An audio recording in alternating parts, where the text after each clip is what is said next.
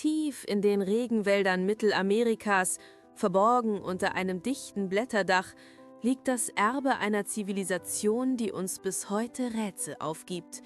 Eine Kultur, die Pyramiden baute, die denen Ägyptens in nichts nachstanden, die einen Kalender entwickelte, dessen Präzision verblüfft und die dann auf dem Höhepunkt ihrer Macht fast spurlos von der großen Bühne der Geschichte verschwand.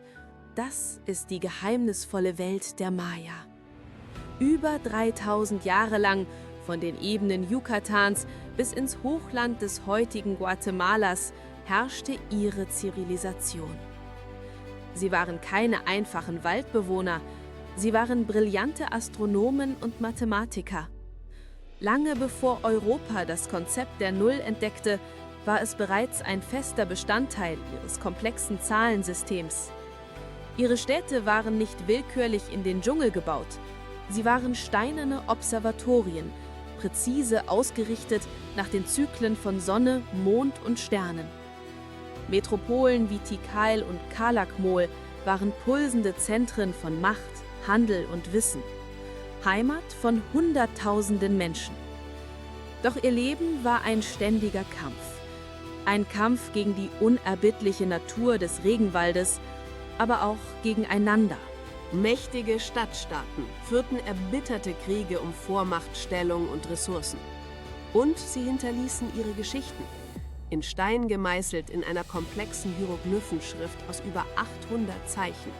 Jahrhundertelang starrten Forscher auf diese Symbole wie auf einen unlösbaren Code.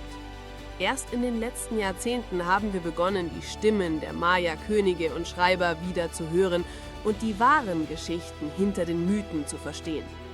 Und dann, um das Jahr 900 nach Christus, geschah das Unfassbare. Die großen Städte im südlichen Tiefland begannen zu verstummen. Monumente wurden nicht mehr errichtet, Paläste und Tempel wurden vom Dschungel zurückerobert. Was war passiert? Es war kein plötzlicher Untergang, kein großer Knall, wie viele lange dachten. Es war ein schleichender Kollaps. Heutige Forschung deutet auf eine Katastrophe hin, die sie selbst mit verursacht hatten. Eine jahrzehntelange extreme Dürre, verschärft durch massive Abholzung für ihre intensive Landwirtschaft und wachsende Bevölkerung. Das empfindliche Ökosystem kippte und mit ihm eine der größten Zivilisationen der Weltgeschichte. Aber die Maya sind nicht verschwunden. Ihre Nachfahren leben heute in Mittelamerika und bewahren ihre Sprachen und Traditionen. Und die Geheimnisse ihrer Vorfahren werden immer noch gelüftet.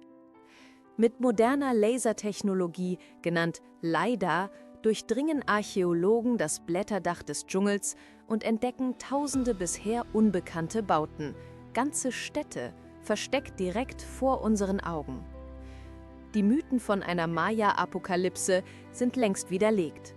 Stattdessen entdecken wir eine komplexe Geschichte über Aufstieg, Fall und unglaubliche Widerstandsfähigkeit. Eine Geschichte, die uns wichtige Lektionen über den schmalen Grat zwischen Zivilisation und Natur lehrt. Die Welt der Maya ist keine verlorene Welt. Sie ist lebendig, in den Menschen, in den Ruinen, die langsam wieder ans Licht kommen und in den Mysterien, die noch immer darauf warten, von uns zu entdecken.